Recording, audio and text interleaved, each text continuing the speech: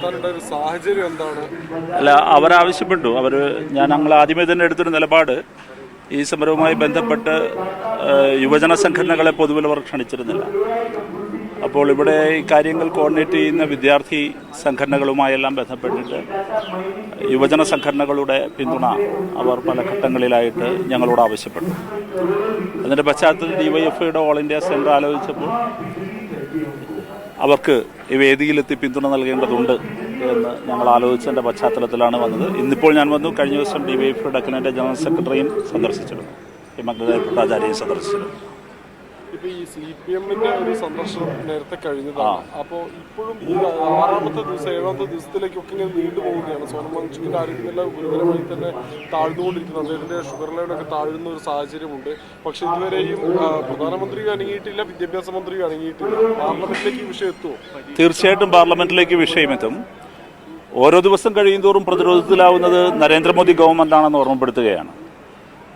സോനം വാങ്ചുക്കും അതോടൊപ്പം തന്നെ അഭിജിത്തും അദ്ദേഹത്തിൻ്റെ സുഹൃത്തുക്കളും ഉയർത്തുന്ന ആവശ്യങ്ങൾ രാജ്യത്തിൻ്റെ ശബ്ദമാണ്. രാജ്യം ആവശ്യപ്പെടുകയും ആഗ്രഹിക്കുകയും ചെയ്യുന്ന കാര്യങ്ങളാണ്. ഇതുപോലെ സോനം വാങ്ചുക്കിനെ പോലൊരു ആക്ടിവിസ്റ്റ് ഇത്രയും ദിവസമായി ഇവിടെ ആരോഗ്യനില വഷളായി കഴിയുമ്പോഴും അതിനോട് നിസ്സംഗമായ സമീപനം സ്വീകരിക്കാൻ ഒരു ഫാസിസ്റ്റ് ബോധമുള്ള ഒരു ഗവൺമെൻറ് മാത്രമേ സാധിക്കുകയുള്ളൂ. അതൊരിക്കൽ കൂടി വ്യക്തമാക്കപ്പെടുകയാണ്. അതുകൊണ്ട് ഒരല്പം പോലും സമയം വൈകാതെ ഈ വേദിയിലെത്തി ഗവൺമെന്റ് സോനം വാങ്ചുക്കിനെ കേൾക്കണം എന്നാണ് ആവശ്യപ്പെടാനുള്ളത്. MP എന്ന നിലയിൽ ആ കൺസേൺ ആരെങ്കിലും അറിയിക്കാൻ തീർച്ചയായിട്ടും ഗവൺമെന്റ് അറിയിക്കും. ഗവൺമെന്റ് കത്തെഴുതും, പ്രധാനമന്ത്രിക്ക് അത് സംബന്ധിച്ച് കത്തെഴുതും. പാർലമെന്റിന്റെ അടുത്ത സമ്മേളനം ഇതുവരെ വിളിച്ചിട്ടില്ല, സമൻസ് വന്നിട്ടില്ല. വരുന്ന മുറയ്ക്ക് കാര്യം തീർച്ചയായിട്ടും അതിൻ്റെ നോട്ടിഫിക്കേഷൻ പാർലമെന്റ് തുടങ്ങുന്ന സമയത്ത് ഇക്കാര്യം പാർലമെന്റിലും ശക്തമായി ഉന്നയിക്കാൻ ശ്രമിക്കും. മാത്രമല്ല മറ്റെല്ലാവർക്കിടയിലും ഇത് ജനങ്ങളാകെ തെരുവിലും അതോടൊപ്പം തന്നെ പാർലമെന്റിനുള്ളിലും ഒരുപോലെ ഉയരേണ്ട ശബ്ദമാണ്. പിന്നെ ഇവിടെ ഒരു ജനാധിപത്യ വിരുദ്ധത പ്രകടമാണ്.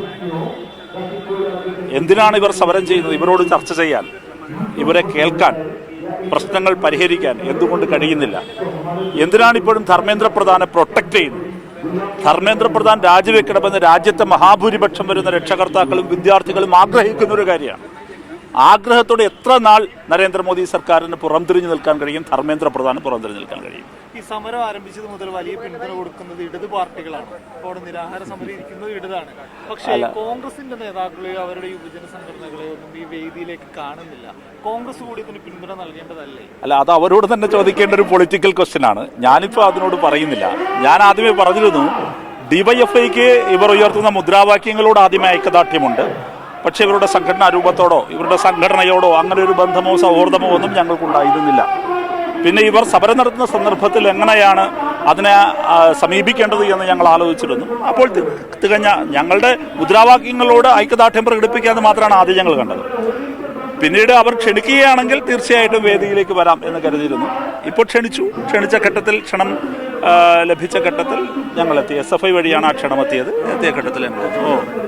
ഓപ്പറേഷൻ തൂഫാന്റെ ഭാഗമായിട്ട് പെരുമ്പാവൂരിൽ ഭയങ്കര ഒരു റാലിയൊക്കെ നടക്കാം. തൂഫാന് പിന്തുണ പ്രഖ്യാപിക്കുന്നുണ്ടോ? അല്ല, ഞാനത് നേരത്തെ തന്നെ പറഞ്ഞു കഴിഞ്ഞ കാര്യമാണ്. ഞങ്ങൾ പ്രത്യേകിച്ച് ഇപ്പോഴതിനെക്കുറിച്ചൊരു കമന്റിന്റെ ആവശ്യമില്ല.